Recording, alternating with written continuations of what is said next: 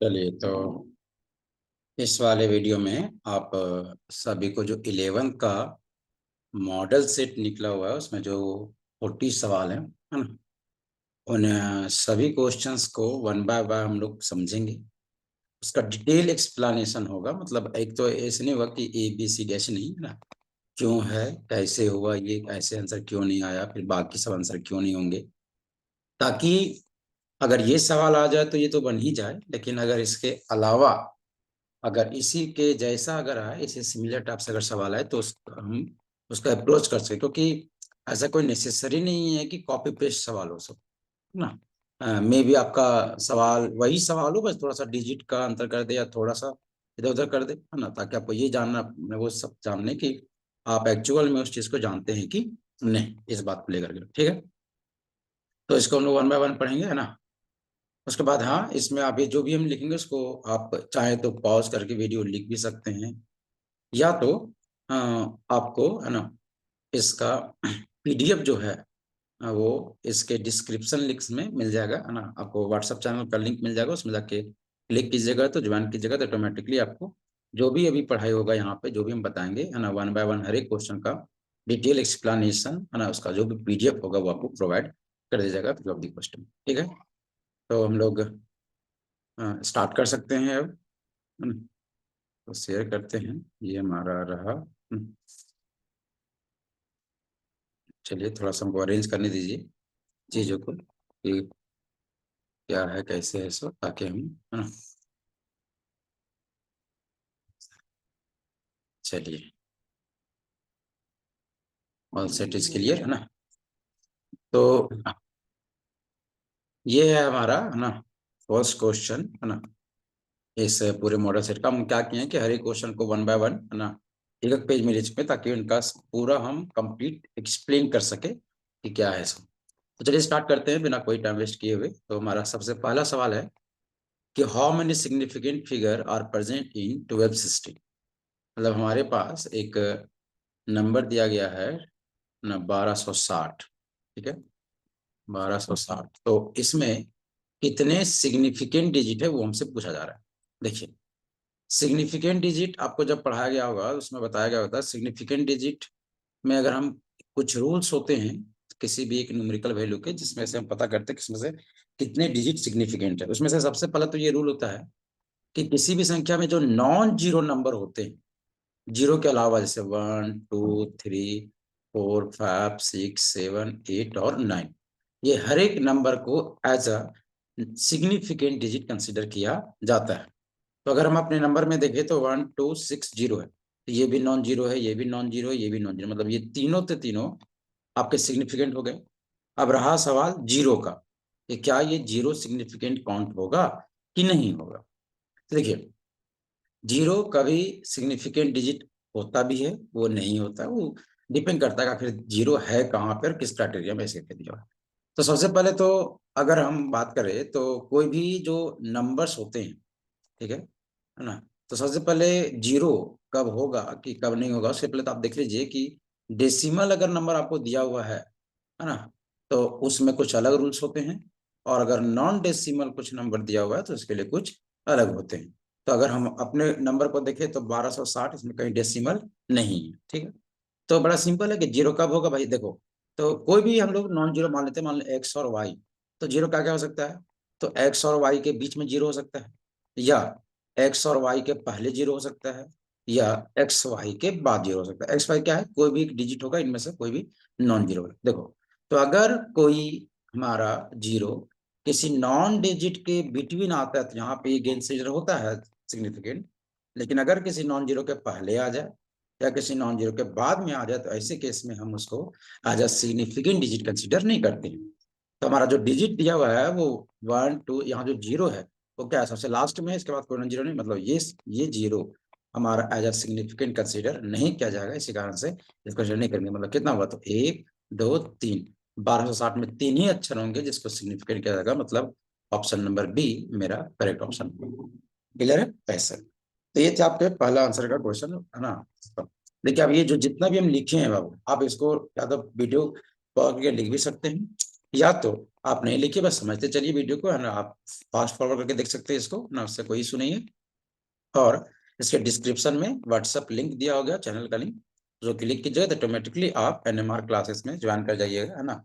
उसके बाद आपको, है ना, रेगुलर उसमें अपडेट मिलता है। आज का जो ये है वो पूरा जो हम लिखेंगे इस बोर्ड में, हर एक चीज आपको मिलेगा उस वाले में, ठीक है। तो ये था कहानी, है ना। चलिए हम लोग और बात करते हैं आगे। हम लोग नेक्स्ट क्वेश्चन की ओर बढ़ते हैं। चलिए, तो second number question, the empirical formula of compound CH3COOH। Acetic acid इसका नाम है, आप करके बता देते हैं कि CH3COOH को कहा जाता है एसिटिक एसिड। आप इस नाम से अवगत भी होंगे, सुने गए गए।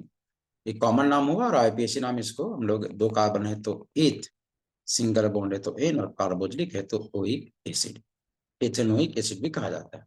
तो बोला गया है कि इसका इम्पिरिकल फॉर्मूला लिखिए, इम्पिरिकल फॉर्मूला। तो इम्पिरिकल फॉर्मूला क्या होता है, तो कोई भी कंपाउंड है, ठीक है ना, और उस कंपाउंड में जो एलिमेंट्स प्रेजेंट है ना, डिफरेंट एलिमेंट, इसमें जो भी डिफरेंट एलिमेंट्स होंगे उनका सबसे सिंपलेस्ट रेशियो क्या है।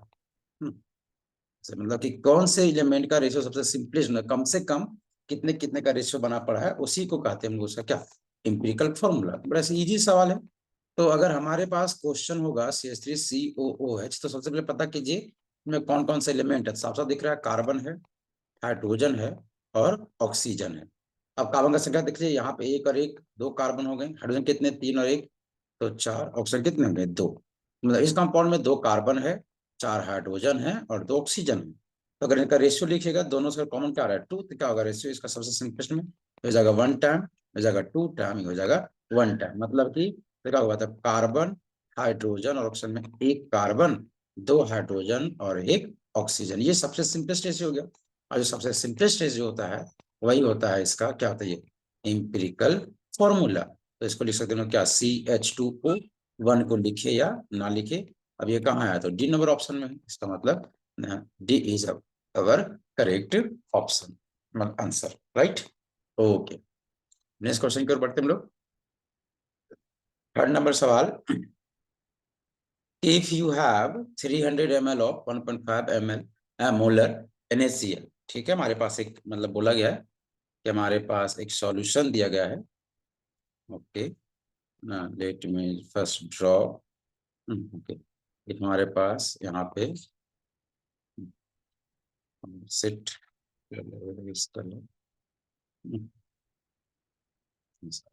ये सॉल्यूशन दिया गया हमें, है ना। और इस सॉल्यूशन में, है ना, क्या है कि हमारे पास पहले से है क्या प्रेजेंट है, तो ये 300 ml, मतलब इसमें 300 ml प्रेजेंट है आपका, क्या था ये, तो 1.5 मोलर, ये कैपिटल M मोलारिटी खाता है, NaCl का सॉल्यूशन, नमक का सॉल्यूशन, ठीक है। अब कहते हैं how many ml of 0.4 sorry 4.5 molar NaCl can you make. मतलब अगर आपको, है ना, यहाँ पे कितना बनाना है, 4.5 मोलारिटी NaCl का एक सॉल्यूशन बनाना है। क्लियर है बात, ऐसे। तो अगर आप इस सॉल्यूशन को बनाना चाहते हैं, अगर, तो आपको क्या हो लगेगा, वो आपसे पूछा गया। अगर ये सॉल्यूशन आप बनाना चाहते हैं, है ना, यहाँ आप जिसका कंसंट्रेशन 4.5 मोलारिटी होगा, तो इसमें कितने वॉल्यूम लगेंगे, वो बात बोला जा रहा है, ऐसे। तो न्यूट्रलाइजेशन लॉ से समझे थे, अगर सेमी कंपाउंड को, है ना, उसका सिर्फ पावर, इसका जो कंसंट्रेशन में अगर चेंजेस करते हैं, तो हम पानी को ऐड करके या पानी को रिमूव करके हम इसके कंसंट्रेशन में भी चेंज ला सकते हैं। हालांकि यहाँ देखा जाए तो शुरुआत में कितना है, 1.5 मोलर, बाद में कितना हो गया, 4.5, मतलब पावर बढ़ गया है, कंसंट्रेशन बढ़ चुका है। इसका मतलब कंसंट्रेशन बढ़ाने के लिए हम लोग पानी को निकालना पड़ेगा। इसका मतलब है ना, कि देखिए, अगर आप सोचे अगर इसमें और पानी ऐड कर दीजिएगा 300 ml में, तो और नमक फीका ना पड़ जाएगा। हमें देखिए क्या लिखा हुआ है, 4.5 NaCl, मतलब इसका कंसंट्रेशन बढ़ रहा है, मतलब उसका नमकीन, नमकीनपन जो होगा वो बढ़ेगा। और नमकीन पर बढ़ने के लिए इसको आगे से पानी रिमूव करना पड़ेगा। मतलब जो भी आंसर होगा वो 300 से छोटा ही होना चाहिए। तो अगर आप ऑप्शन देखिएगा सी नंबर, तो 300 तो रहेगा नहीं, 300 से खत्म हो गया। डी नंबर 400 है, तो नहीं, 400 के जगह 400 के लिए हमें 100 ml पानी ऐड करना पड़ेगा, वो तो और खराब हो जाएगा, पावर कम कर देगा, हमको बढ़ाना है, तो ये नहीं। तो आंसर या तो होगा हमारा 200, या तो होगा हमारा सर 100, मतलब कि या तो उसको मैंने 100 ml निकालना पड़ेगा, या तो 200। तो ये फाइनल पूछा है कितना हमें लगेगा सब। तो ऐसे भी दवा लगेगी कि डेढ़ ऐसे करके। तो चलिए क्या होता है फॉर्मूला, जानते होंगे इसका, है ना, कि फ्रॉम डायल्यूशन लॉ से, फ्रॉम डायल्यूशन लॉ हम लोग क्या जानते हैं कि N1 V1 is equal to क्या होता है आपका N2 V2। हम इसको फर्स्ट केस मानते हैं, इसको हम लोग सेकेंड केस मानते हैं। देखिए तो फर्स्ट केस का हमें मोलैरिटी और वॉल्यूम दोनों पता है। अच्छा, हमें यहाँ मान चाहिए नॉर्मेलिटी, दिया हुआ क्या मोलैरिटी, तो लोग ये भी जानते होंगे आप लोग बखूबी, है ना, इधर कि नॉर्मेलिटी इज इक्वल टू क्या होता है, N factor multiplied by molarity. अब NaCl एक सॉल्ट है, इसमें एक प्लस एक माइनस है, इसका मतलब इसका N फैक्टर कितना होती है 1। इसका मतलब इसका नॉर्मालिटी क्या होगा, तो 1 गुना मोलैरिटी। मतलब इसके लिए जो नॉर्मालिटी है वही मोलैरिटी है नमक के लिए। सबके लिए ऐसा जरूरी नहीं है इसे। तो जो M1V1 हो गया उसको हम लिख सकते क्या लिख सकते हैं कि M1V1 is equal to M2V2। तो हमारा सब चीज गिवन है। M1 कितना हुआ है, तो मोलैरिटी फर्स्ट वन का दिया हुआ है 1.5 मल्टीप्लाइड बाय वॉल्यूम कितना दिया हुआ है, यूनिट सब सेम है तो कोई दिक्कत नहीं है ना। आपका वॉल्यूम दिया हुआ है 300 इज इक्वल टू, है ना। उसके बाद M2 हमारा कितना होता है, ये 4.5 मल्टीप्लाइड बाय V2 में से नहीं पता है, लेकिन अब इसको सॉल्व कीजिए तो सिंपल हो जाएगा। नहीं तो यहाँ से V2 is equal to 1.5 multiplied by 3 times upon में 4.5। डेसिमल से डेसिमल कैंसिल हो जाएगा, 15 3 जा 45 और 3 100 बार, मतलब क्या होता है ये 100 ml। मतलब हमें यहाँ से देखिए, अभी सवाल दो तरीके से पूछ सकता है बाबू। बोल सकता है कि देखिए पूछा कि कितना, या तो इसमें हो सकता है कि कितना ml निकालना पड़ेगा, तो 300 ml में 200 निकाल दीजिएगा तो बचेगा कितना आपका 100। हमसे पूछा कितना बचेगा, कितना रिमूव करना है वो हमसे नहीं पता, इस कारण से हमारा जो ऑप्शन होगा वो 100 होगा। ऐसे ए नंबर। अगर यही सवाल ऐसे पूछता कि how much water we have to remove from this solution, है ना, to make 4.5 molar solution, then we have answer will be 200, है ना। यहाँ बोला गया कितना बचा, इसी कारण से हमने 100 मारा। अगर बता कितना निकालेंगे तो हमारा 200। ठीक है, तो ये हुआ हमारा पहला कहानी, है ना, डायल्यूशन लॉ से। चलिए उसके बाद हम लोग आगे क्वेश्चन बढ़ते हैं, थर्ड से 4 नंबर में।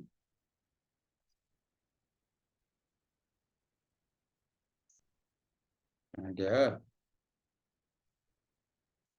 क्लिक होगा कि नहीं हुआ, थोड़ा सा 4 नंबर। क्या लिखा, which of the following will have highest sorry largest number of atoms। किनके पास लार्जेस्ट नंबर ऑफ एटम है, हमें निकालना है नंबर ऑफ एटम्स। कैसे निकलता है नंबर ऑफ एटम्स, तो बड़ा सिंपल है कि आप है सो नंबर ऑफ मोल्स निकाल लो पहले और उसको गुना कर दो एवोगाड्रो नंबर से।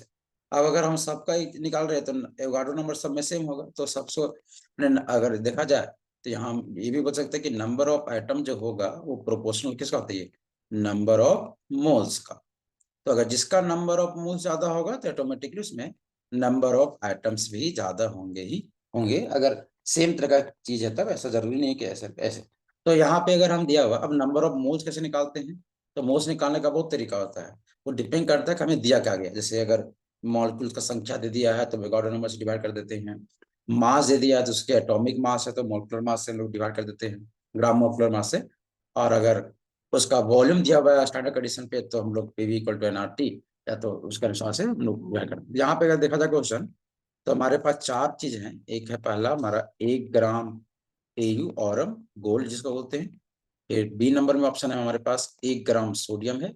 चलिए, और सी नंबर है हमारा 1 ग्राम लिथियम। और डी नंबर है 1 ग्राम क्लोरीन। चलिए एक बात तो फायदा है दोनों सब में कि मास सबका सेम ऐसे। तो नंबर ऑफ मास में पता है, अगर हमें किसी का मास पता होता है तो मास लगेगा।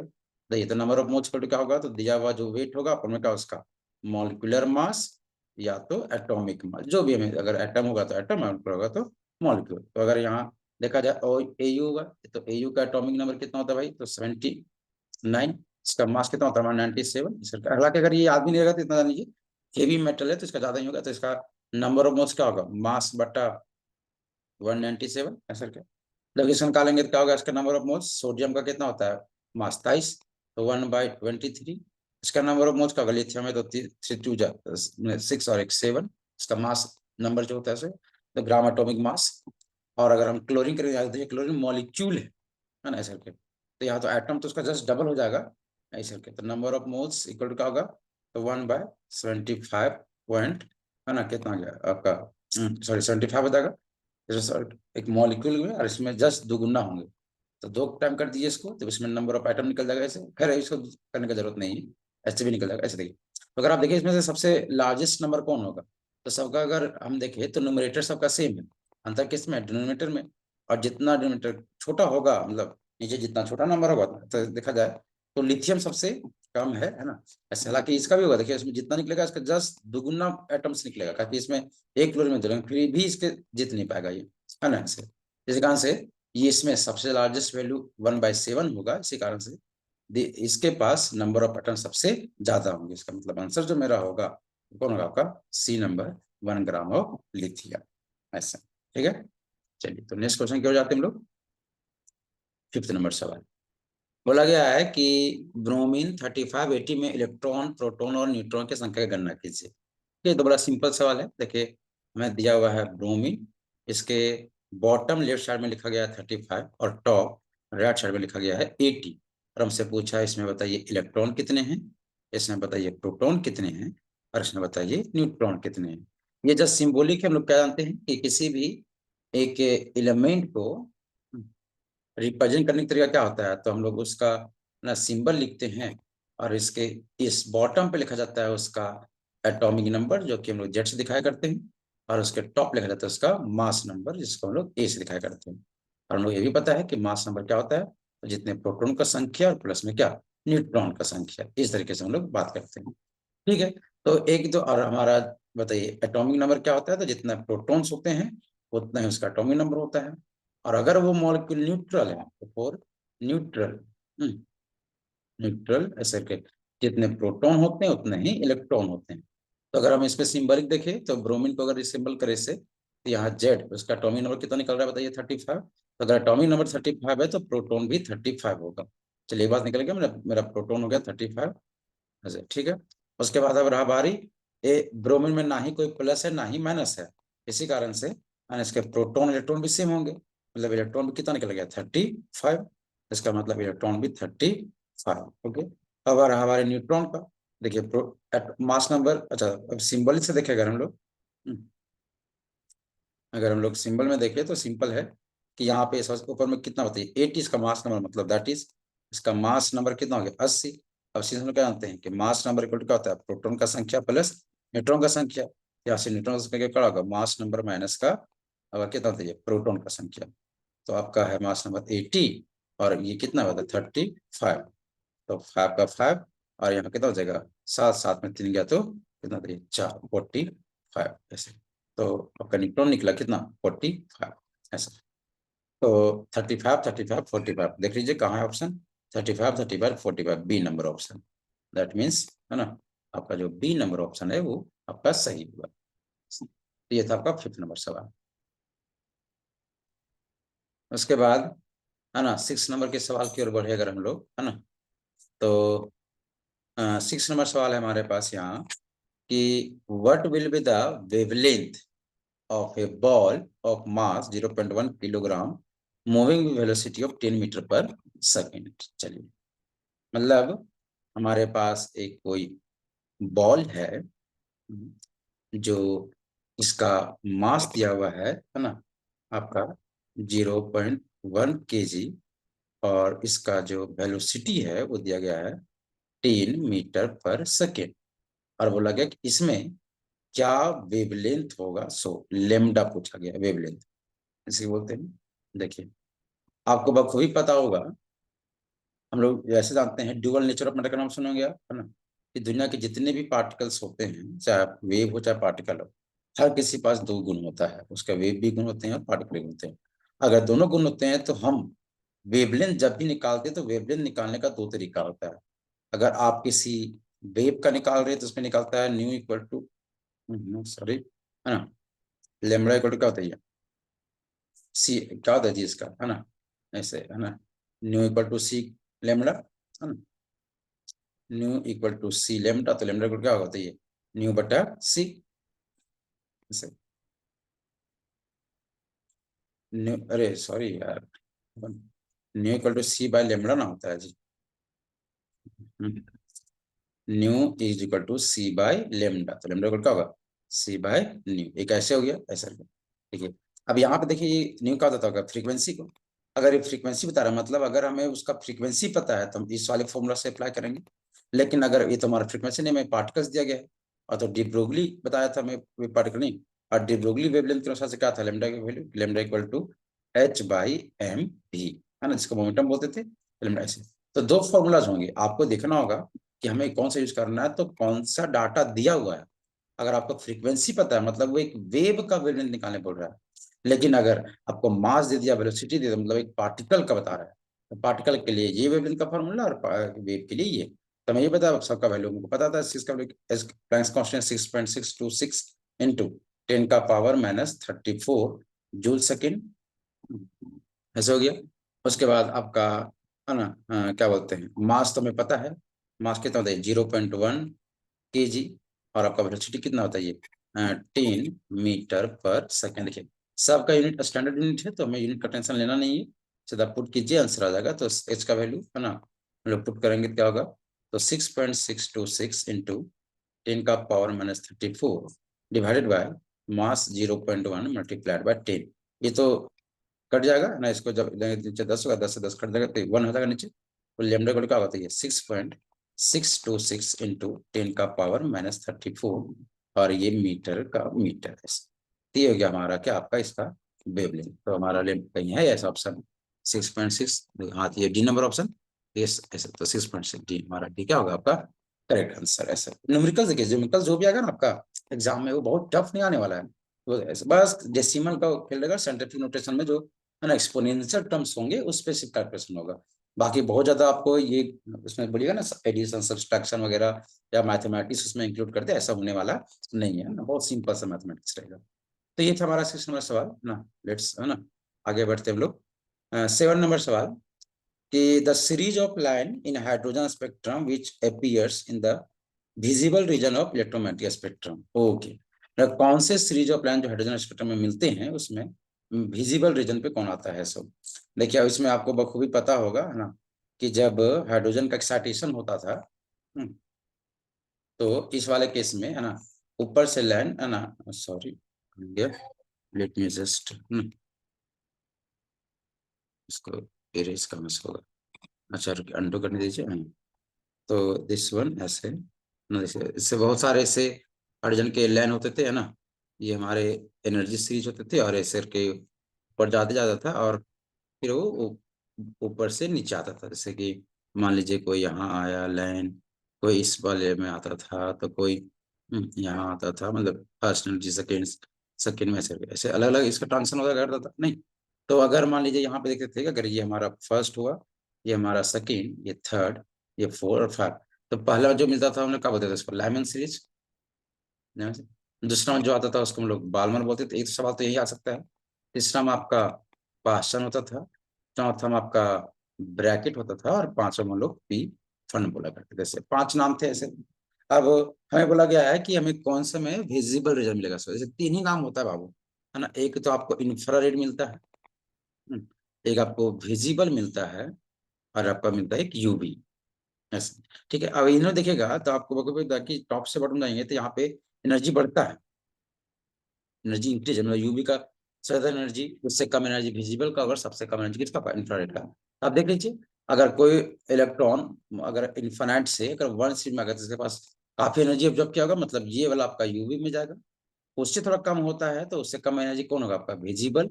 ऐसे, और बाकी ये जो तीनों होते हैं, जैसा किसमें आते हैं आपके इंफ्रा में। ऐसे तो हमसे बोला गया है कि कौन है जो विजिबल रीजन में अप्लाई होगा। तो विजिबल में कौन हो रहा था, बाल्मर। इसका मतलब बाल्मर है कहीं, हाँ जी हाँ।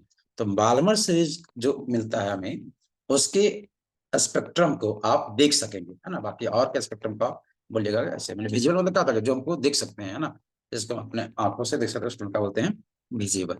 तो ये हुआ हमारा सर बाल्मर सीरीज। चलिए नेक्स्ट सवाल हम लोग जाते हैं, 8 नंबर सवाल, है ना। सर क्या है, which of the following quantum number is defined for 3 dimensional shape of object. ये तो सिंपल सवाल है ना, ऐसे करके, हाँ। जैसे हम लोग प्रिंसिपल आपको क्वांटम नंबर आपको भी पता होगा, क्वांटम नंबर क्या था? तो कुछ संख्याएं जिसके मदद से आप एक किसी एटम में उपस्थित इलेक्ट्रॉन का कंप्लीट इंफॉर्मेशन पता कर सकते हैं, कंप्लीट एड्रेस पता कर सकते हैं नजर पे। और यहाँ पे है ना 4 होता था, principal quantum number, azimuthal quantum number, magnetic quantum number और स्पिन क्वांटम नंबर। इससे हम लोग प्रिंसिपल क्वांटम नंबर से हम लोग सेल पता करते थे कि कौन से सेल में है। एजीमुथल से हम लोग का सब सेल पता चलता था, इसमें लोग एस में है कि पी में है कि डी में है कि एफ में है। मैग्नेटिक क्वांटम नंबर में उसके ऑर्बिटल पता होता था कि वो एस में पी में है तो कौन से पी के ऑर्बिटल में है, p x p y p z में, डी में है तो कौन से डी ऑर्बिटल में है, ऐसे करके। और एस से हमें उसका स्पिन पता चलता था। ऐसे तो चार्ज में पता करते थे। हमें से बोला गया है कि अगर आपको शेप पता करना है ऑर्बिटल का और फिर कौन से शेप से, तो हम लोग पता है कि 4 तक ऑर्बिटल होते हैं। एस अगर स्फेरिकल शेप होता है तो कभी डम्बल शेप होता है, तो कभी डबल डबल होगा, तो कभी कॉम्प्लेक्स होता है। तो ये वो स्फेरिकल होगा कि डम्बल होगा कि डबल डम्बल होगा, ये कैसे जान पाते हैं? तो आपको ये पता होना चाहिए कि आखिर वो ऐसे की पी है कि डी। जैसे अगर आपको बोल देंगे हमारा इलेक्ट्रॉन पी ऑर्बिटल में, तो आप ऑटोमेटिकली जानेंगे अच्छा वो डबल शेप में होगा। अगर आपको बोल दिया जाएगा कि नहीं वो पी ऑर्बिटल हमारा एस ऑर्बिटल में, तो आप ऑटोमेटिकली जान जाइए कि अच्छा वो स्फेरिकल शेप होगा। मतलब अगर किसी ऑर्बिटल का अगर आपको 3 डायमेंशनल शेप जानना होगा, तो उसके लिए आपको पता होना पड़ेगा उसके सबसेल्स को कि कौन से सबसेल प्रेजेंट है, एस में कि पी में कि डी में कि एफ में। और किसी भी सबसेल का जानकारी अगर आपको लेना है, आपको जानकारी लेना पड़ेगा एल का, जिसको हम लोग एजीमुथल क्वांटम नंबर बोलते थे। इसका मतलब यहाँ हमारा जो बी नंबर ऑप्शन होगा azimuthal quantum number, that will be our correct answer. Okay, ये सब बहुत इजी सवाल है ना, बहुत जल्दी होता है। ऐसे 9 नंबर सवाल है कि what is the total number of orbital associated with principal quantum number n equal to 3। ये भी बड़ा सिंपल है, इसको बहुत तरीके से फॉर्मूला बना सकते हैं, तो समझ के भी बना सकते हैं। साफ साफ दिया हुआ है प्रिंसिपल क्वांटम नंबर 3 है, और 3 है तो इसमें कितने ऑर्बिटल होंगे, उनके टोटल संख्याओं को बताइए। देखिए प्रिंसिपल क्वांटम नंबर 3 का मतलब हुआ हमारे ये थर्ड सेल का बात कर रहा है।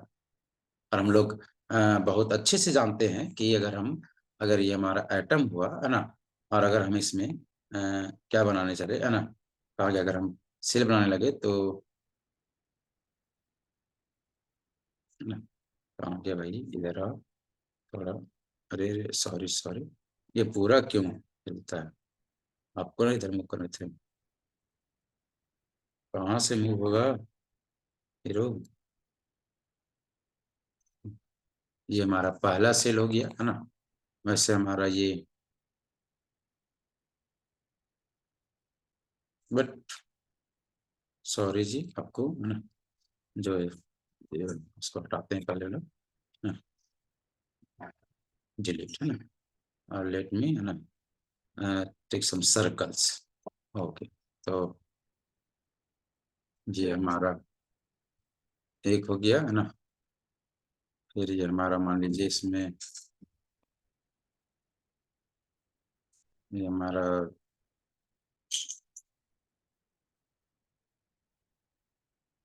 दूसरा हो गया, और ये हमारे, और ये हो गया मेरा जी तीसरा। ठीक है, ऐसे तो ऐसे और बहुत सारे होते हैं है ना। अगर हम इसके नाम को लिख दे है ना, तो ये हमारा फर्स्ट सेल, ये हमारा सेकेंड सेल और ये हमारा थर्ड सेल। तो अगर किसी का एन का वैल्यू थर्ड दिया हुआ है, इसका मतलब ये होगा कि ये हमें थर्ड सेल। अब बोल रहे हैं किसमें कितने, देखिए हम लोग बता जैसे जैसे सेल बढ़ते हैं वैसे उसके सब सेल भी बढ़ते हैं। मतलब ये पहला सेल हुआ तो इसके मतलब है ना कि इस वाले में हमें है ना क्या मिलेंगे, इसमें ओनली एस मिलता था। सेकंड में जाते थे तो एस और पी मिलता था। थर्ड में जाएंगे तो एस पी डी मिला करता था। फोर्थ में जाएंगे तो एस पी डी एफ मिला करके, मतलब जितने सेल्स होते हैं उतने तरह के सब सेल होते हैं। और अब एस का बात करेंगे तो एस में एक ऑर्बिटल, पी में 3 ऑर्बिटल और डी में कितने हमारे 5 ऑर्बिटल। 1 2 3 4 और एक 5। तो उनसे पूछा है कि अगर थर्ड सेल में है तो इसमें कितने ऑर्बिटल मिलेंगे, तो एस का 1, पी का 3 और डी का 5। टोटल कितने होंगे बताइए आपके 9। ऐसे इसका मतलब थर्ड सेल में हमें टोटल 9 टोटल ऑर्बिटल देखने को मिलेंगे, जिसको लोग ऐसे फॉर्मूला भी बनाता था कि अगर कभी भी अगर आपको टोटल नंबर ऑफ ऑर्बिटल पता करना है तो सिंपली आप एन स्क्वायर भी कर सकते हैं। तो हमें एन का वैल्यू 3 दिया हुआ था, तो 3 का स्क्वायर इक्वल टू 9। तो इसका आंसर जो होगा हमारा क्या होगा हमारा 9। तो इस तरीके से हम लोग है ना बता सकते हैं कि क्या होगा हमारा। तो ये हमारा 9 नंबर जो होगा वो हमारा सही आंसर है। चलिए क्वेश्चन नंबर 10 में आते हैं हम लोग। बोला गया which of the following species is isoelectronic with methane. कौन है जो मीथेन के साथ आइसोइलेक्ट्रॉनिक है? तो ये हमारा मीथेन होगा। अच्छा, आइसो इलेक्ट्रॉनिक का मतलब क्या समझते हैं, है ना? आइसो का मतलब क्या होता है? सेम। और इलेक्ट्रॉन मतलब, इलेक्ट्रॉनिक मतलब क्या फिलहाल इलेक्ट्रॉन मतलब किसी भी अगर दो स्पीसीज में, मान लीजिए इसका नाम ए है और इसका नाम बी है, और ये दोनों भले एक दूसरे से अलग हैं, लेकिन अगर नंबर ऑफ इलेक्ट्रॉन इन दोनों में अगर सेम है, तो इन ए और बी को हम बोल सकते हैं कि this A and B are, sorry, isoelectronic to each other, ऐसा, ठीक है। तो हमारे पास मीथेन है, तो इसमें आप पहले टोटल नंबर ऑफ इलेक्ट्रॉन गिनिए। टोटल नंबर ऑफ इलेक्ट्रॉन कितना होगा? तो कार्बन का 6, हाइड्रोजन का 1, फिर 1, फिर 1, फिर 1, तो टोटल कितना हो गया? 10 इलेक्ट्रॉन। मतलब मीथेन के पास 10 इलेक्ट्रॉन है। इनमें से जिसके पास 10 होगा, तुम्हें पता है नियोन का एटॉमिक नंबर कितना होता है? 10। अगर इसका एटॉमिक नंबर 10 है तो प्रोटॉन 10 होगा, प्रोटॉन होगा तो इलेक्ट्रॉन भी 10 होगा, मतलब नियोन हमारा सही आंसर होगा। बता 10 नंबर सवाल है ना।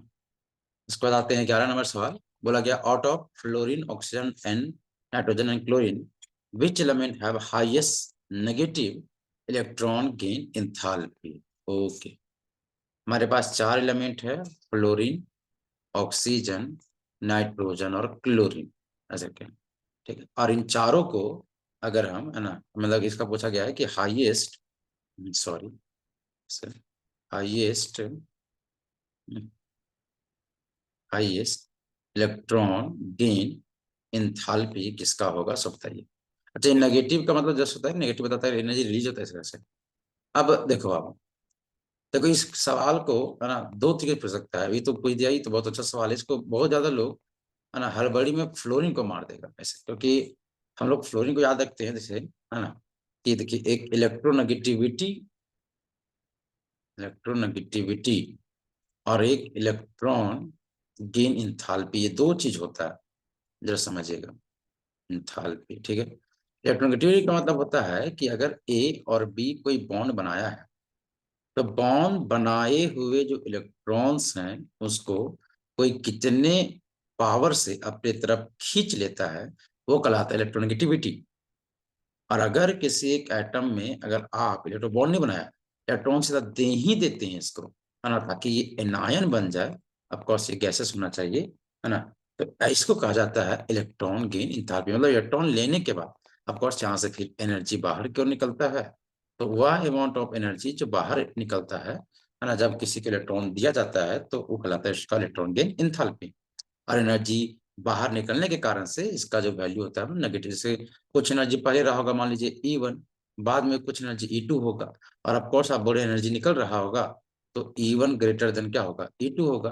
तो अगर हम लोग चेंज इन एनर्जी निकालिएगा, तो फाइनल एनर्जी E2 होगा, इनिशियल एनर्जी E1, तो हमेशा ही नेगेटिव। जैसे मान लीजिए शुरू में 10 होगा, तो 2 निकल गया तो बचा कितना? 8। जब चेंज निकले कितना होगा? तो 8 माइनस 10 इक्वल टू -2, इसी कारण से नेगेटिव रहता है, ठीक है। अब रहा बात, हमसे पूछ रहा है, देखिए, तो अगर ये सवाल बोलता कि हाईएस्ट इलेक्ट्रोनेगेटिविटी किसका है, तब तो फिर एकदम आंख बंद करके फ्लोरीन मार दीजिए, है ना। पूरे पीरियोडिक टेबल में फ्लोरीन जो है वो सबसे ज्यादा इलेक्ट्रोनेगेटिविटी को रखता है, बात क्लियर है। लेकिन हमसे बोला है इलेक्ट्रॉन गेन इंथैल्पी, अगर इलेक्ट्रॉन हम देंगे तो सबसे ज्यादा कौन, मतलब कौन एलिमेंट है जो सबसे ज्यादा इलेक्ट्रॉन पसंद करता है, जो जल्दी गेन कर सकता है? देखिए, ऐसे में देखा जाए तो फ्लोरीन को ही सबसे ज्यादा होना चाहिए इलेक्ट्रॉन गेन इंथैल्पी, लेकिन फ्लोरीन जिस ग्रुप है उसी ग्रुप में क्या है? क्लोरीन। तो फ्लोरीन के मुकाबले में क्लोरीन कम होना चाहिए था, लेकिन क्या दिक्कत है कि फ्लोरीन का साइज बड़ा छोटा है, 9, इसका क्लोरीन कितना होता है? Atomic number 17। तो इसके बाद 2 और 7 है इसके, जबकि 2, 8 एंड 7 है। लेकिन इसका साइज छोटा होने के कारण से जब इसमें इलेक्ट्रॉन ऐड किया जाता है, तब फ्लोरीन रिपल्सन शो करने लगता है, क्योंकि एक छोटा सा साइज ही है, ऑलरेडी इसमें इलेक्ट्रॉन भरा हुआ है, और इलेक्ट्रॉन दे दीजिएगा तो उतना अच्छे तरीके से एक्सेप्ट कर पाता नहीं, क्योंकि रिपल्सन होता है। जबकि वही क्लोरीन के केस में थोड़ा साइज बिगर होने के कारण से जब इसमें हम इलेक्ट्रॉन ऐड करते हैं, तो ये इसमें रिपल्सन नहीं होता है, और ये बहुत खुद से लेता है। इसी कारण से, है ना, ये आपको ध्यान रखना चाहिए कि अगर इलेक्ट्रॉन एक्सेप्ट करने का क्षमता रखा जाए, इलेक्ट्रॉन गेन इंथैल्पी का बात करें अगर हम, है ना, तो उसमें से फ्लोरीन सबसे हाईएस्ट होता है पूरे पीरियोडिक टेबल में, ऐसे करके, है ना। आपका फ्लोरीन सबसे ज्यादा टेंडेंसी रखता है इलेक्ट्रॉन गेन इंथैल्पी का। याद रखिएगा, ये सवाल में दो चीज का वर्ड, इलेक्ट्रोनेगेटिविटी पूछा, इलेक्ट्रॉन गेन इंथैल्पी। इलेक्ट्रोनेगेटिव मतलब फ्लोरीन, अगर इलेक्ट्रॉन गेन इंथैल्पी, इलेक्ट्रॉन मतलब खाली खींचना है, लेना नहीं है। इलेक्ट्रॉन गेन इंथैल्पी मतलब ले लेना है। तो फ्लोरीन खींचने में बहुत आगे रहता है, लेकिन जब उसको दे दिया जाता है तो फिर उसमें परेशानी रहता है, क्योंकि छोटा साइज था, दे दिए तो रिपल्सन होने लगता है। लेकिन क्लोरीन भी खींचता है, लेकिन फ्लोरीन की तुलना में कम। लेकिन अगर उसको आप इलेक्ट्रॉन दे दीजिएगा तो वो इलेक्ट्रॉन आसानी से ले सकता है ऐसे। ये था आपका इसका फ्लोरीन होगा आपका आंसर, इसमें ध्यान रखिए, बहुत अच्छा सवाल है। चलिए क्वेश्चन नंबर 12 की ओर बढ़ते हैं हम लोग। बोला गया है कि which of the following species has the have the largest and smallest size. चलिए मतलब हमें यहाँ कि साइज को लेके कंपेयर करना है ऐसा के। तो हमसे पूछा गया लार्जेस्ट कि सबसे बड़ा कौन होगा, उसके बाद बोला गया है स्मॉलेस्ट। स्मॉलेस्ट देखिए, और हमारे पास है क्या ऑप्शन, तो मैग्नीशियम है, मैग्नीशियम 2+ है, और एल्यूमिनियम है, और एल्यूमिनियम 3+ है। देखिए सबसे पहला बात, यहाँ एटम और आयन के बीच में कंपेयर हो गया है। तो एटम और आयन के बीच में कंपेयर हो गया तो हम लोग एक जनरल ट्रेंड्स का जानते हैं, कभी भी एक सामान्य रूप से अगर साइज की बात करा जाए तो हमेशा किसी एक एनायन का साइज सबसे बड़ा होता है किसी भी न्यूट्रल एटम से, और न्यूट्रल एटम का साइज हमेशा बड़ा होता है किसी भी कैटायन से, ऐसा करके। तो एक बात तो क्लियर है, अगर हमें सबसे स्मॉलेस्ट ढूंढने का बात करेंगे, है ना, तो स्मॉलेस्ट में हमारा है ना क्या है ना, कौन होगा, एक पॉजिटिव वाला होगा। तो या तो होगा मैग्नीशियम या तो होगा अल्यूमिनियम। और मैग्नीशियम पर 2+ है, एल्यूमिनियम पे 3+, इसमें ज्यादा प्लस है। इसका मतलब अल्यूमिनियम हमारा इन सब में से सबसे छोटा होगा, अल्यूमिनियम 3+ आएंगे। अब रहा बात लार्जेस्ट का, तो लार्जेस्ट में तो ये तो खत्म हो गया प्लस वाले, अब हमारा याद होगा मैक्सिमम तो एल्यूमिनियम। अब हम लोग जानते हैं इसके लिए पीरियोडिक टेबल आप पढ़े होंगे, है ना, पीरियोडिक टेबल। तो वहां हम लोग कुछ ट्रेंड जानते हैं, जैसे कभी भी अगर हम लोग लेफ्ट से राइट जाते हैं तो उसका एटॉमिक साइज डिक्रीज करता है, और अगर हम लोग टॉप से बॉटम जाते हैं तो उसका एटॉमिक साइज इंक्रीज करता है, समानता जनरली का बात करें हम लोग ऐसे। तो अगर हम बाकी जो बचा है जो देखिए मैंने सब थे, तो अगर देखिएगा प्लूटोनियम का होता है आपको सोडियम मिलेगा 11, उसके बाद मैग्नीशियम 12, फिर अल्यूमिनियम 13 ऐसे। तो ये बताइए लेफ्ट से राइट जा रहा है, मतलब सोडियम से छोटा कौन हो जाएगा बताइए, मैग्नीशियम। और मैग्नीशियम से छोटा कौन हो जाएगा बताइए, आपका अल्यूमिनियम। तो हमें बात किया जा रहा है मैग्नीशियम और अल्यूमिनियम, तो मतलब मैग्नीशियम और अल्यूमिनियम में मैग्नीशियम का साइज बड़ा होगा एज कम्पेयर टू एल्यूमिनियम, तो लार्जेस्ट ढूंढना है, इसका मतलब होगा आपका मैग्नीशियम। तो हमारा लार्जेस्ट होगा मैग्नीशियम और स्मॉलेस्ट होगा एल्यूमिनियम 3+। तो मैग्नीशियम एल्यूमिनियम 3+, बी नंबर जो ऑप्शन है मेरा, that will be your correct answer. ठीक है, ये हमारा बी नंबर ऑप्शन सही ऑप्शन होगा। तो ये था हमारा जी, है ना, 12 नंबर सवाल। आगे बढ़ते हैं हम लोग, है ना, 13 नंबर सवाल की ओर। आ गया 13 नंबर सवाल।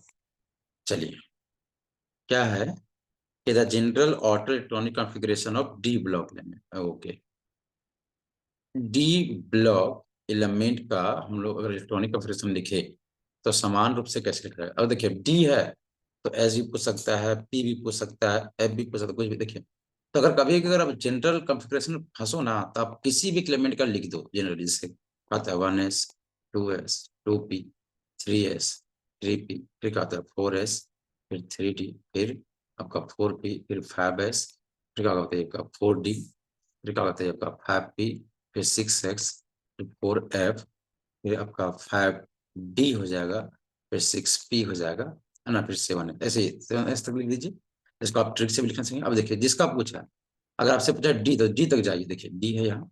अब देखिए डी में आप देखिए तो यहाँ डी लिख दीजिए, फिर यहाँ एस भी आता है और उसके पहले पी, तीनों चीज आता है रहेगा ऐसे। अब देखिए डी के पहले क्या है 3, तो एस के पहले क्या है बताइए 4, और पी के पहले क्या है 3, ऐसे क्लियर है बात ऐसे। इसका मतलब अब जो सबसे हाईएस्ट होगा उसमें उसको मानिए एन, तो ये अगर ये एन एस हुआ तो डी क्या होगा बताइए, अगर ये एन एक कम तो n-1 डी होना चाहिए, और पी कितना चाहिए बताइए, तो एन का ही क्या होना चाहिए आपका पी होना चाहिए। मतलब डी लिखने के लिए आपका एस होना चाहिए एन में, है ना, मतलब एन एस होना चाहिए, फिर n-1 का होना चाहिए डी, और एन का ही होना चाहिए पी, ये हो गया जनरल। ठीक है, तो मैं डी पूछा है देखिए, तो यहाँ एन का एस दिया हुआ है ठीक है, और डी दिया n-1 ठीक है ऐसे। अब अच्छा एफ भी यहाँ करके देखिए, ये दोनों मैच कर रहे हैं, लेकिन एफ तो मैं मैच नहीं कर रहा। देखिए अगर आप एफ को मैच कीजिए तो यहाँ अगर देखिएगा, देखिए अगर डी जाता है 5 में, है ना, कहाँ गया इससे, तो अगर ये 5 में गया तो आप इस देखिए यहाँ से अगर उठा के ले आइएगा, इसको एफ को लेकर आइए, तो हमें क्या बताइए, डी है, एफ है, एस है और पी है। देखिए डी कितना गया 5 में, एफ कितना गया 4 में, ये 6 में और ये 5 में, तो इसको एन मानेंगे तो क्या होगा n-1, ये भी क्या होगा n-1 और एफ कितना होगा n-2, मतलब एफ तो -2 ना चाहिए, तो जो कि है नहीं, इसका मतलब ये तो नहीं है। ठीक है, ऐसे ये तो एस डी तो यहाँ है ही नहीं, यहाँ डी है ही नहीं, मतलब ये जो ऑप्शन सी नंबर है वो हमारा क्या होगा, सबसे राइट आंसर होगा। ऐसे अगर पी पूछता तो पी को जहाँ है वहां तक खत्म कीजिए, उठा के देखिए, तो जितना होता है पी उतना ही होता है, ऐसे मतलब ये जो है वो पी का है। ऐसे तो ये कहानी था आपका, है ना। ऐसे तो डी का क्या होगा आपका, तो डी के लिए एस होना चाहिए, और डी जो होगा डी उससे एस का प्रिंसिपल क्वांटम नंबर जो होगा उससे कम होना चाहिए। तो ये हमारा जो है आपका जनरल इलेक्ट्रॉनिक कॉन्फ़िगरेशन लिखा होगा किसका, आपका डी ब्लॉक एलिमेंट का। तो ये आपका ऑप्शन नंबर सी आपका सही होगा। चलिए आगे क्वेश्चन की ओर जाते हैं, क्वेश्चन नंबर 14 की ओर। बोला था dipole moment of beryllium chloride क्या होगा। सो देखिए डायपोल मोमेंट, है ना, हम लोग कैसे दिखाते थे, तो डायपोल मोमेंट ये जस्ट हमें बताता था, जिसकी हम लोग समानता, इसका तो फॉर्मूला होता है चार्ज उन्हें रेडियस करके, लेकिन एक बात तो इसमें सबसे पहले हम लोग जानते हैं कि ये एक तरह का वेक्टर क्वांटिटी, ठीक है, और वेक्टर क्वांटिटी डायरेक्शन पे डिपेंड करते हैं, है ना। डायरेक्शन का मतलब हो गया कि अगर ये दोनों सेम डायरेक्शन में होंगे तो ऐड होके बड़ा सा हो जाएगा, अगर दोनों अपोजिट डायरेक्शन में होगा, अगर इक्वल हो जाएगा तो जीरो हो जाएगा, लेकिन कोई बड़ा थोड़ा सा छोटा हो गया तो ये ओवर इधर बच जाएगा, ऐसे जैसे, है ना। आप वेक्टर प्रॉपर्टी में पढ़ेंगे इसको ऐसे।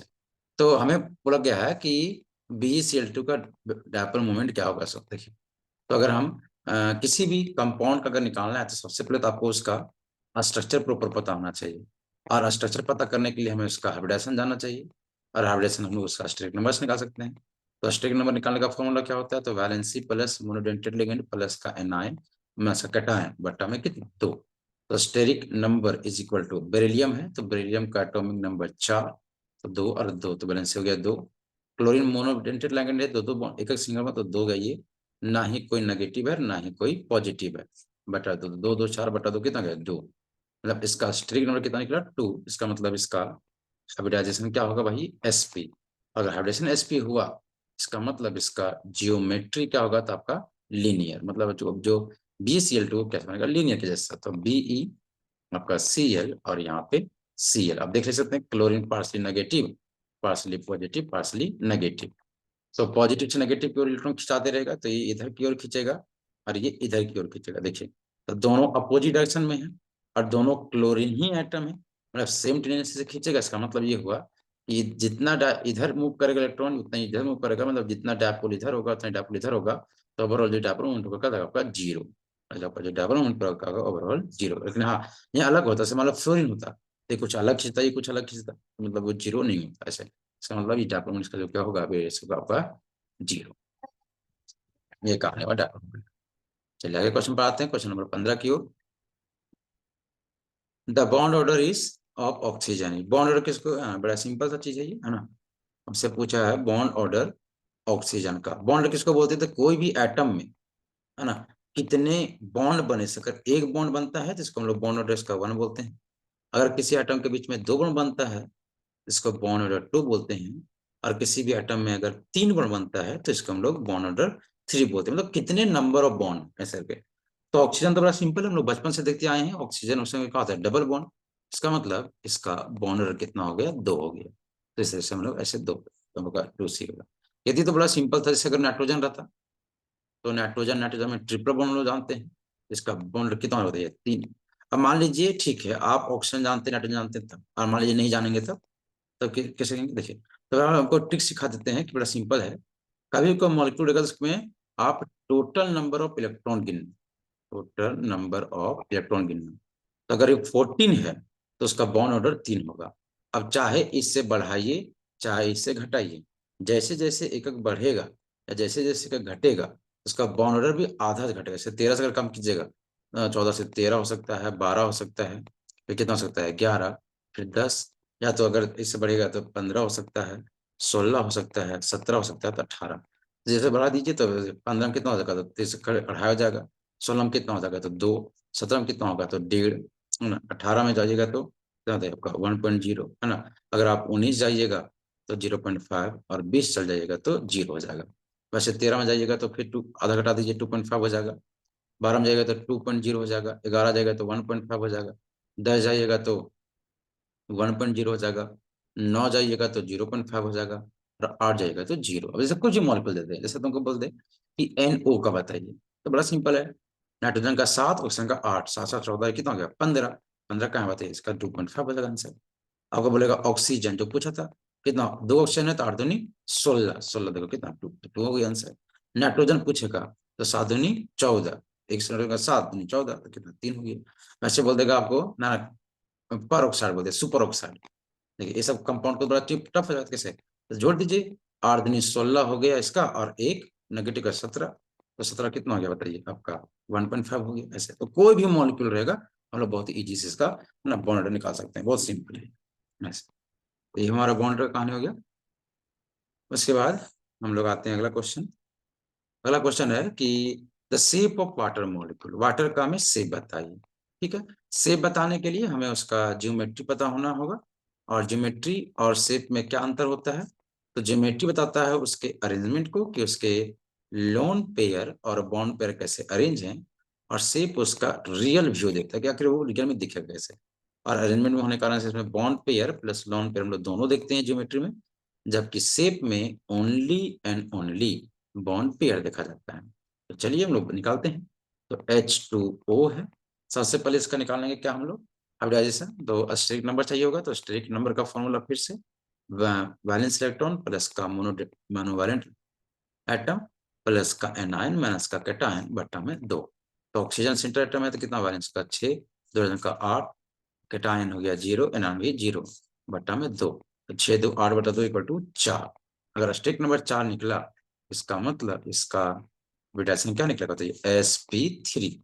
और अगर हाइब्रिडाइजेशन sp3 निकला, इसका मतलब ज्योमेट्री क्या होगा, इसका बताइए टेट्राहेड्रल।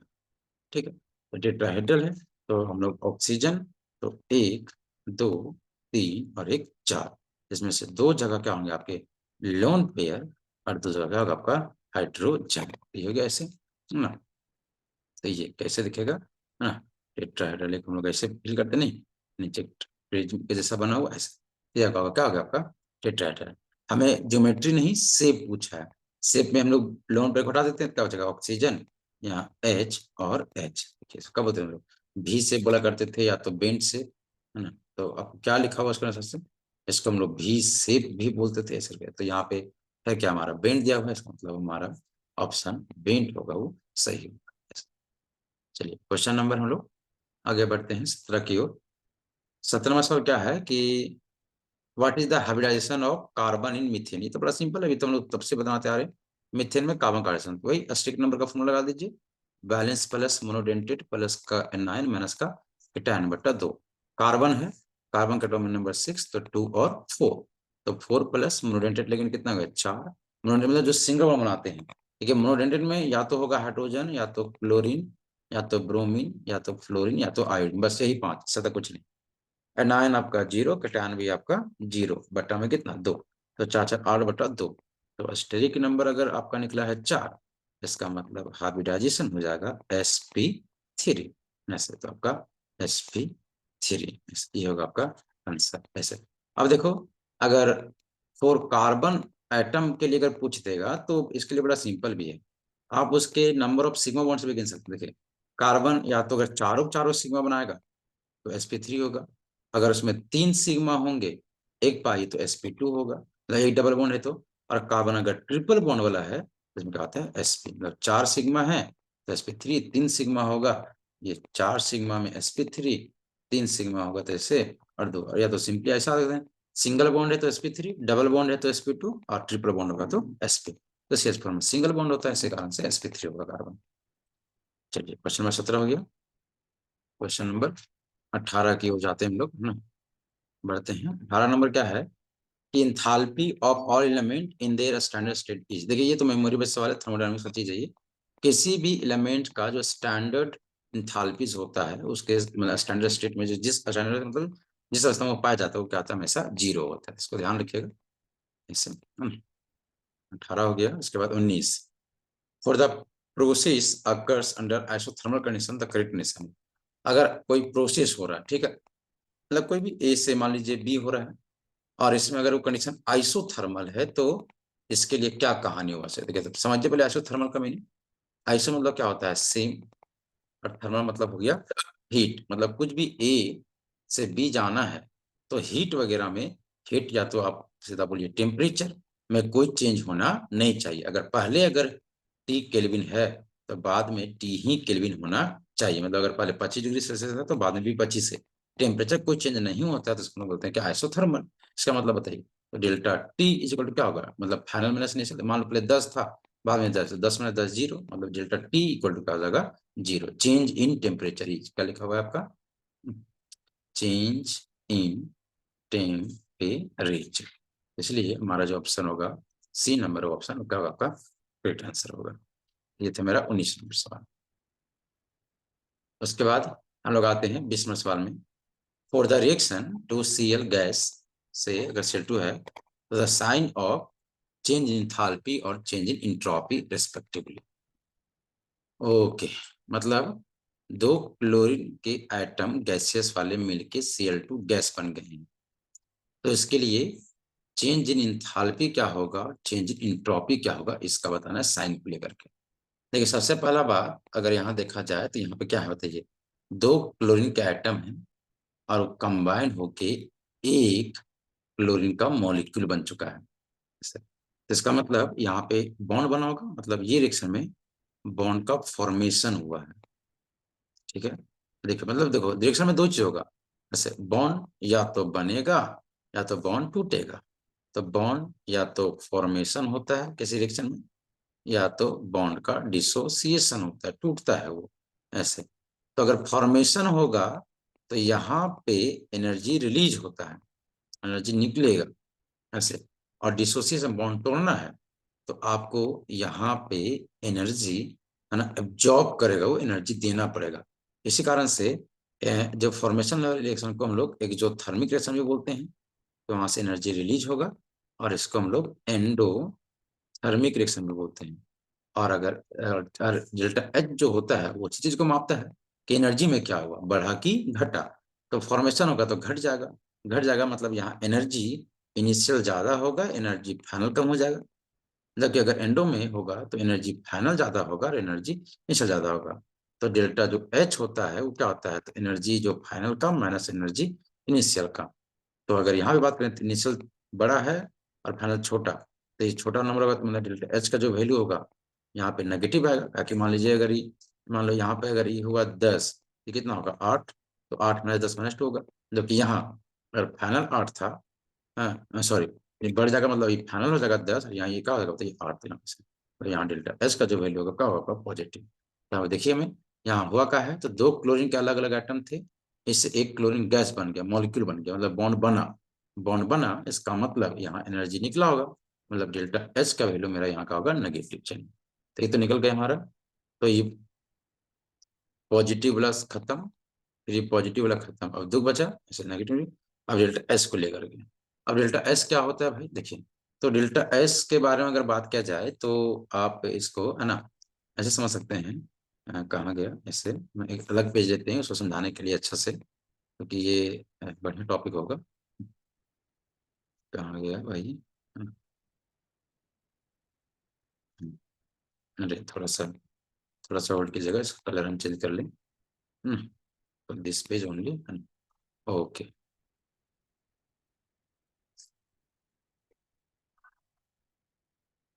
तो अगर हम इंट्रॉपी को समझे, सॉरी ऐसे, देखिए यहाँ पे यही सवाल था ना हमारा, ऐसे इंट्रॉपी को लेकर के समझेंगे तो क्या होगा, चलिए देखते हैं इसको।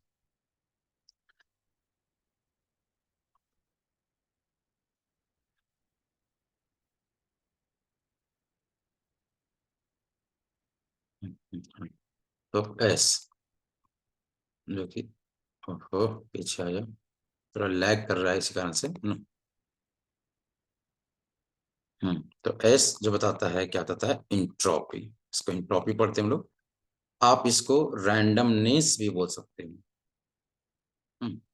रैंडमनेस मतलब किसी एक व्यक्ति को खुला छोड़ दो और बोलो तुमको जहां घूमना घूमो, तो कितना फ्रीली ये मूव कर सकता है ना, वो उसके है ना इंट्रोपी कहलाता है। और ये जो डेल्टा एस हुआ वो कहलाता है कि आपका चेंज इन इंट्रोपी, मतलब उसके रैंडमनेस घूमने में या तो उसका जो रैंडमनेस में कितना चेंज आया उस चीज को आप चेंज इन इंट्रोपी बोल सकते हैं। और देखो बाबू, इस इंट्रोपी का चेंज हम लोग बहुत अलग अलग कंडीशन में देखते हैं। जैसे अगर मान लीजिए कोई एक फिजिकल स्टेट, मान लो कोई सॉलिड हुआ और सॉलिड से अगर कोई लिक्विड में चल गया, ऐसे बताइए, तो सॉलिड के पार्टिकल और लिक्विड के पार्टिकल में से ज्यादा मूव कौन करता है, लिक्विड। इसका मतलब यहाँ पे इंट्रोपी इंक्रीज कर जाएगा, इसका मतलब डेल्टा एस का वैल्यू बढ़ जाएगा, पॉजिटिव रहेगा। ठीक है, ऐसे। लेकिन अगर वैसे ही अगर को बोलेगा लिक्विड से अगर हम गैस चल जाए तो इंट्रोपी और बढ़ जाएगा, क्योंकि लिक्विड के पार्टिकल की तुलना में गैस के पार्टिकल ज्यादा मूव कर पाते हैं। इसका मतलब यहाँ भी इंट्रोपी इंक्रीज कर जाएगा, मतलब यहाँ भी चेंज इंट्रोपी का होगा आपका पॉजिटिव होगा। ऐसे के ये तो हुआ फिजिकल स्टेट के अनुसार से। कभी कभी क्या होता है कि मान लीजिए अगर नंबर्स ही चेंज कर दे, नंबर ऑफ मॉलिक्यूल्स के अनुसार से अगर हम चेंज कर दे, तो मान लीजिए अगर एक कोई दो बॉक्स लीजिए, अगर मान लीजिए यहाँ पे दो लोग घूम रहे हैं और यहाँ एक अकेला व्यक्ति घूम रहा है, तो अगर यहाँ टोटल निकालिएगा इंट्रोपी, और यहाँ टोटल इंट्रोपी निकालिएगा, तो obvious सी बात है कि दो लोग अगर आपके रैंडम घूमते रहेंगे और एक लोग, तो यहाँ पे टोटल इंट्रोपी ज्यादा होगा ऐसे काम। तो अगर मान लीजिए कोई एक चीज से तोड़ के दो चीज बनाते हैं, ऐसे करके मैंने एक कोई सिंगल चीज तोड़ के दो चीज बना देते हैं, इसका मतलब यहाँ पे इंट्रोपी बढ़ जाएगा और यहाँ डेल्टा एस का जगह पॉजिटिव हो जाएगा। लेकिन अगर मान लीजिए आपके पास पहले से दो चीज था, उसको जोड़ के अगर एक चीज बना देते हैं, तो इंट्रोपी घट ना जाएगा, और इंट्रोपी घट जाएगा इसका मतलब यहाँ डेल्टा एस का वैल्यू क्या हो जाएगा, नेगेटिव हो जाएगा। अब हमारा क्वेश्चन को देखिए, और यहाँ हो क्या रहा था, तो दो हमारे पास क्लोरीन के एटम थे और उससे बन चुका है एक क्लोरीन का गैस। मतलब हमारे पास शुरुआत में दो क्लोरीन के एटम थे और इनके मिलने से एक क्लोरीन बन चुका, तो एसोसिएशन वाला केस हो गया। एसोसिएशन मतलब रैंडमनेस तो थोड़ा कम हो जाएगा, और रैंडमनेस कम हो जाएगा, इसी कारण से इसका एंट्रोपी क्या होगा आपका, नेगेटिव होगा। मतलब हमारा जो रिएक्शन था उसमें डेल्टा एस का वैल्यू क्या होगा, नेगेटिव, मतलब इंथैल्पी भी नेगेटिव होगा और एंट्रोपी भी नेगेटिव। तो मतलब हमारा जो बी नंबर ऑप्शन है का हमारा सही आंसर होगा। ये था हमारा 20 नंबर सवाल। ठीक है, उसके बाद 20 के बाद हम लोग 21 में आते हैं। चलिए 20 नंबर 1 में क्या है का सवाल कि the criteria for spontaneity of the reaction at constant pressure and temperature. देखिए ये भी सवाल आने का बहुत ज्यादा चांस है ना। जैसे कोई भी रिएक्शन ए से बी है, ये रिएक्शन होगा कैसे, तो दो तरीके से हो सकता है। एक बोल सकते हैं हम लोग स्पॉन्टेनियस। स्पॉन्टेनियस मतलब होता है स्वतः, खुद से होने वाला, ऐसा करके।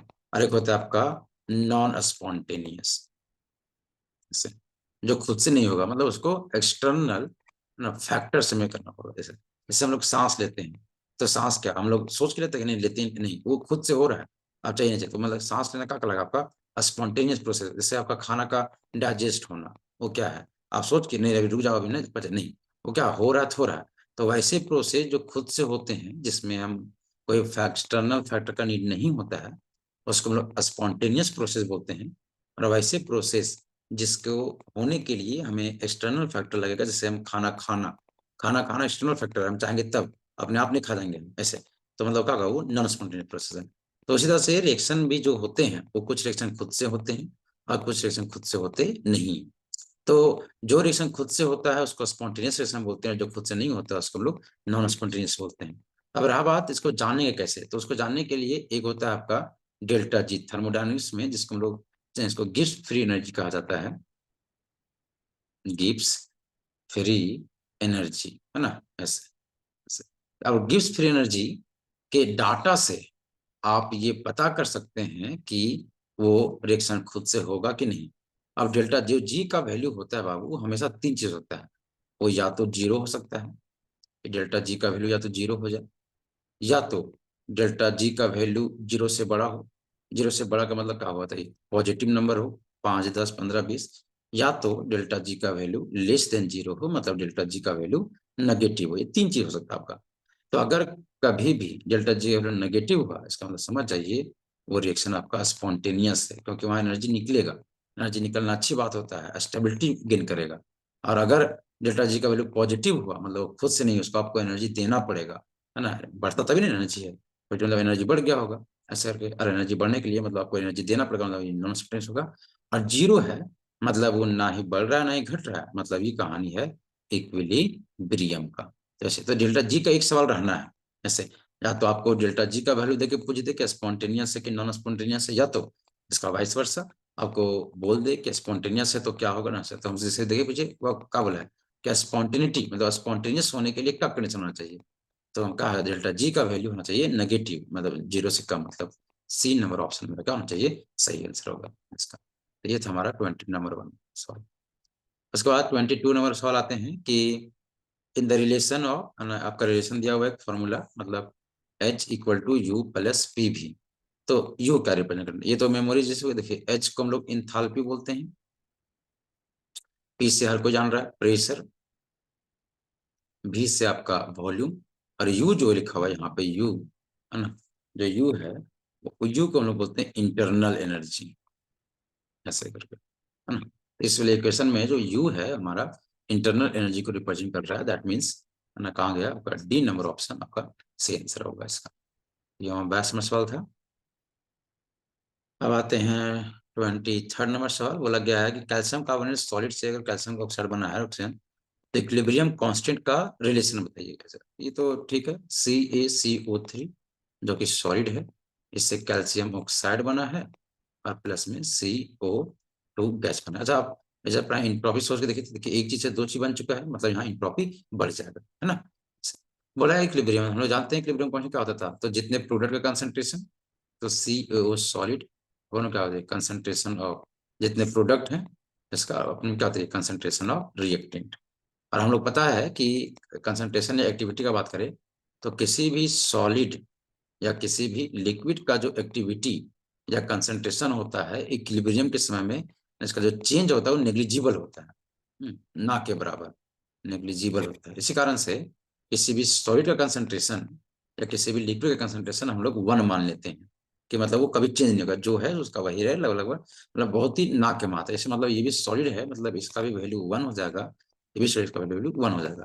तो मेरा केसी क्या बचेगा, तो अपना बचेगा 1 गुना कंसंट्रेशन ऑफ CO2 जो कि गैस है, नहीं उसका कंसंट्रेशन तो 1 नहीं हो सकता, उसका चेंज करेगा, तो क्या 1। तो केसी इक्वल टू होगा कंसंट्रेशन ऑफ CO2 ओनली। इसका मतलब ये होगा हमारा फाइनल कंसंट्रेशन। और ये है कहाँ, तो हमारा डी नंबर ऑप्शन में, मतलब D number option is our correct answer. ये क्वेश्चन नंबर 23 था। अब क्वेश्चन नंबर 24 है, the conjugate acid of H2O will be. Okay, conjugate acid of H2O, ऐसा देखो, ये कहानी पूरा एसिड बेस थ्योरी से है। इसको भी थोड़ा समझ लेते हैं क्योंकि इससे सवाल आते हैं। एसिड बेस थ्योरी का मतलब है कि किसको हम एसिड बोलेंगे, किसको। देखें 3 साइंटिस्ट हैं जो हमें सिखाए हैं आज तक कि कैसे पहचानेंगे हम एसिड बेस। इसमें से सबसे पहला व्यक्ति थे आपके आर्हेनियस, जिन्होंने, जो हम लोग बचपन से पढ़ते आ रहे हैं, जैसे किसी भी कंपाउंड को अगर आपको चेक करना है तो क्या कीजिए, आप इसको डिजॉल्व कर दीजिए पानी में, ठीक है। जैसे जैसे मान लीजिए कंपाउंड ए है, अगर आपको चेक करना है एसिड है कि बेस, ठीक है। अच्छा ए नहीं मानते, ऐसे तुम कहीं एसिड मान एक्स, तुम इसको डुबा दिए, तो क्या करो उसमें पानी डुबा दो, ये आर्हेनियस का कहना है। और अगर पानी में डिजॉल्व होने के बाद अगर ये एक्स आपको H+ डोनेट किया, तो समझ जाना ये एसिड है। और अगर ये X+ आपको OH आयन डोनेट किया, तो समझ जाइए ये बेस है। ये कहानी होता है किसका, आर्हेनियस का। फिर इसमें कुछ कुछ बहुत सारे मॉलिक्यूल जो थे इसमें एक्सप्लेन नहीं कर पाया, तो बाद में हमारा आया था अगला आदमी ब्रॉन्स्टेड, लॉरी करके, है ना, 2 व्यक्ति जिन्होंने बताया था, हमें इन्होंने बताया था कि अगर किसी कंपाउंड, मान लीजिए कोई एक्स है, इसको चेक करना है, तो सबसे पहले बात ये पानी का बैरियर हटा दिया कि पानी ही नहीं होना चाहिए, कोई भी सॉल्वेंट हो, एनी सॉल्वेंट, पानी, तेल, है ना, अल्कोहल, बेंजीन, क्या मिला को उनसे मतलब नहीं। और देखिए कि एक्स अगर आपको H+ डोनेट किया, तो समझ जाइए वो एसिड है। और अगर एक्स H+ एक्सेप्ट किया, देखिए मतलब ये OH का नाम ही नहीं लिया, वो हाइड्रोजन पे ही बात कर दिया, H+ दे रहा है तो एसिड, H+ ले रहा है तो उसको हम क्या बोलेंगे, बेस। और सबसे लास्ट में जो भी सबसे एडवांस चलता है वो लुइस है, वो लोन पे करने से बोलता है अगर लोन पेयर डोनेट करेगा तो ये बेस होगा, लोन पेयर देना मतलब, और लोन पे अगर ये एक्सेप्ट करेगा तो ये एसिड होगा। खैर हमें ये सब तो नहीं पढ़ना अभी, फिलहाल यहाँ पे बात करना है। तो हम लोग देखिए क्या बात करेंगे। तो बोल रहा है कि हमें देखिए, तो अगर मान लीजिए H2O का बात करें, जिसके पास क्या है बताइए, लोन पेयर, और इसको अगर हम H+ यहाँ दे देंगे, देखिए इसके पास प्लस है मतलब कमी है, और ऑप्शन के पास लोन पेयर ज्यादा है मतलब ज्यादा है, इसका आंसर क्या करेगा ये, तो H+ इसे एक्सेप्ट कर लेगा, क्या बनेगा आपका H3O पे पॉजिटिव। तो ये H+ एक्सेप्ट किया, इसी कारण से ये क्या हो गया, बेस। ठीक है, ब्राउन आंसर से। अब देखिए अभी इस H3 पॉजिटिव को, अब ये प्लस है H3+, तो अब तो ये H+ ले नहीं सकता, ये क्या करेगा H+ देगा, और H+ अगर कोई डोनेट करता है, इसका मतलब ये कहलाएगा बेस। लेकिन ये